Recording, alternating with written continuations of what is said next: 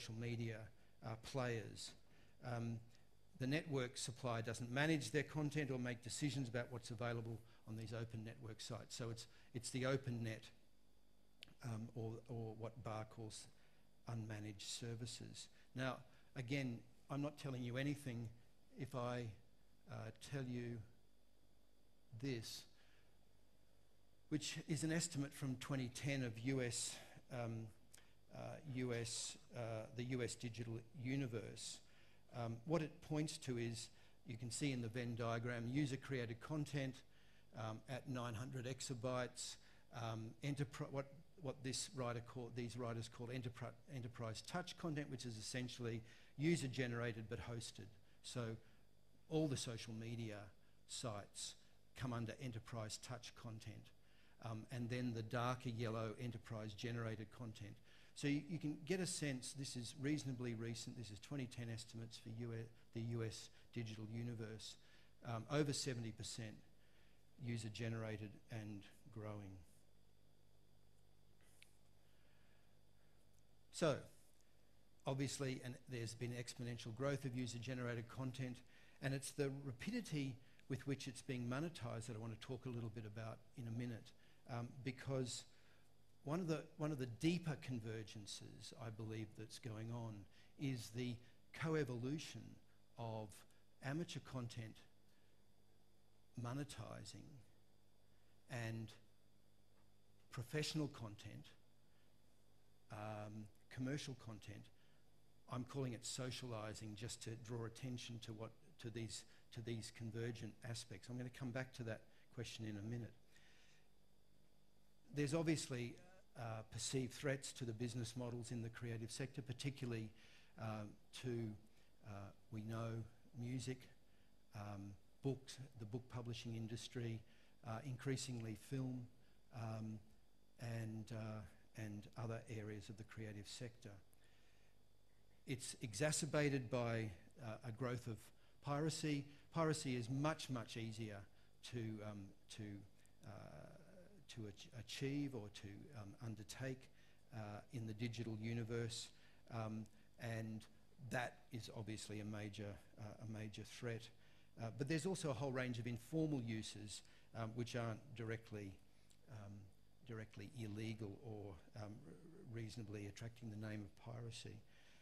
Charles Leadbeater, who you probably have heard of, a digital economy thinker in Britain, he warned a year or so ago that the Digital Britain policy, the rollout of broadband in that country, will threaten the copyright industries rather than assist them, at least in the short term, and will accelerate the erosion of their established business models. Again, I think that's probably well known to you. Let's go on to the third of Barr's typology, managed services. This is basically private enterprise on the net, and it's where Minister Conroy and others have really pointed to all the opportunities that might arise, and IPTV is one area in which it has been posed that there could be a real burst of innovation with the rollout of fast broadband. Now, this is where the potential for conflict between there's a quote from Minister Conroy on the opportunities in this sector, but it's also where the greatest conflict are likely. How much can IPTV, and I'm using that term in the broadest sense of long-form professional content on the web, online. So how much can IPTV outside the majors, the established broadcasters, be encouraged without inviting disruption of the regulatory settlement that has been in place to a greater or lesser extent since the 1960s? That is the trade-off, the quid pro quo of Australian content regulation for a, relatively speaking, protected oligopoly in the broadcasting space. obviously a central question for, I would imagine, for the convergence review. It's also a central question for any cultural policy that dare speak its name in this country, because the Australian content regulations are, in my view, the central instrument of cultural policy in this country as well. Certainly the central instrument for anything to do with popular culture in this country. So it's central not only to convergence review but also to national cultural policy, I would argue. So I'm going to talk just a little now about some preliminary work that we've done on Australian content online. I'm talking now about specifically film, typically long-form film, because in a sense, catch-up TV, ABC iView, the commercial broadcasters, catch-up services, the immediate impact of creative destruction in this area is not apparent for the television broadcasters. It's much more critical and present around film, it seems to me. So I'm going to talk a little bit about Australian content online, and this draws on work that me and my colleague John Silver, who works now at QUT in film and TV, but who worked in the film exhibition area for most of his career. We did some work for the SPA conference, the Screen Producers Association conference, for a presentation I did in November last year on Australian content online in the film space. And these are the major players in online, on-demand, legal download and streaming of long-form film in Australia. So you'll be familiar with many of these, I expect. Just as particularly if you haven't seen Fetch TV is a very interesting startup backed by Malaysian money that is working off of iNet and Internode, Perth-based, and offering making an important contribution in this space to film online.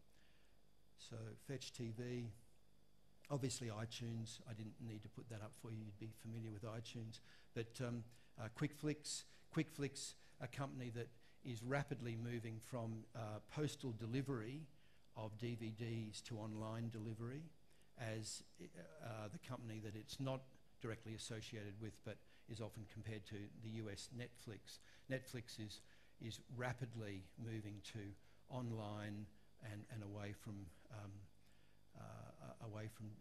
postal delivery of DVD.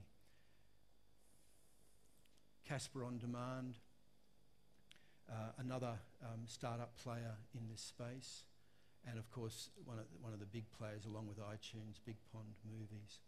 So when we were doing this work on Australian content, the first thing to really say about it is it's a very low order priority for these companies.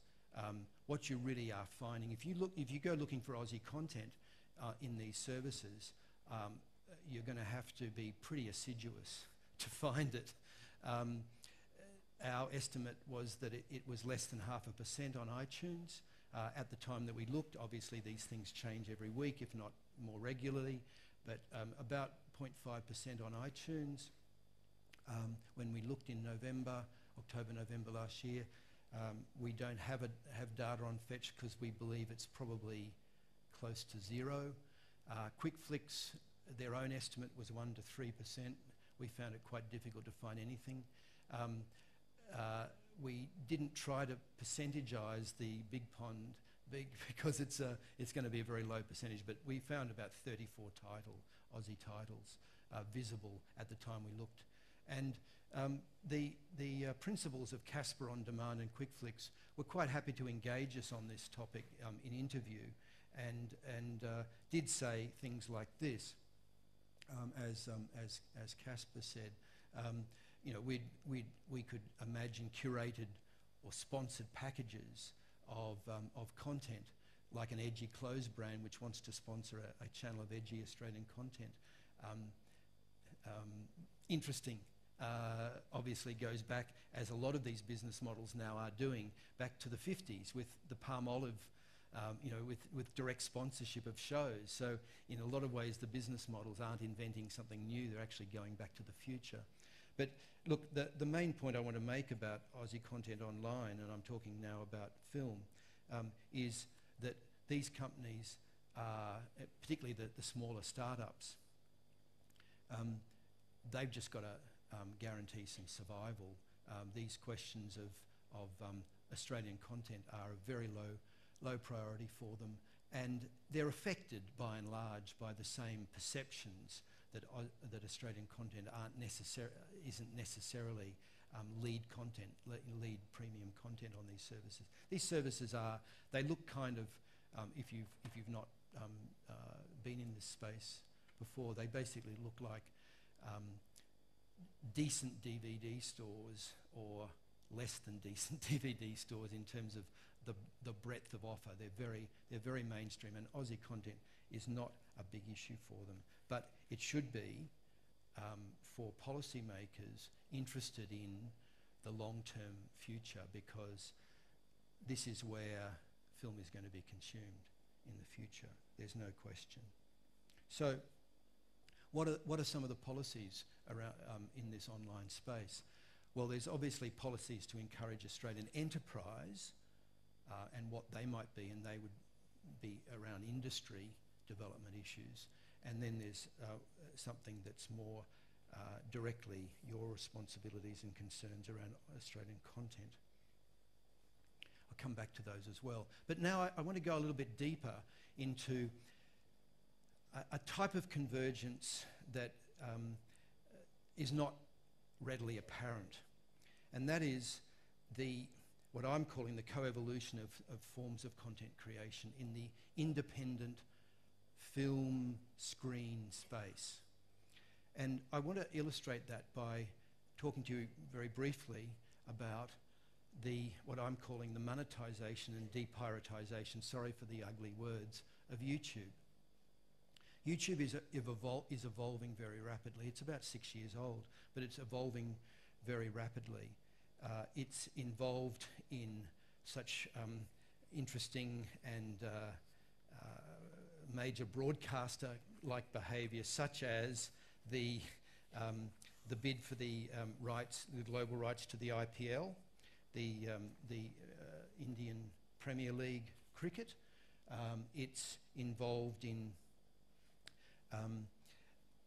a very rapid attempt to turn its amateur content, its user-generated content, into content that is more palatable to advertisers. So it had a problem. Most of its content is user-generated. A great deal of it is copyright infringing material, both embedded in ripped, mixed and burnt content, and also just straight ripped content.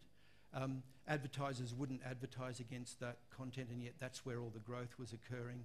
YouTube has problems of diseconomies of scale, because the more successful it is, the more it has to expend on electricity, on server farms, on download capacity, as well as upload capacity. So it's being burnt, and its advertiser base was simply not sufficient. So what they've done is institute Content ID.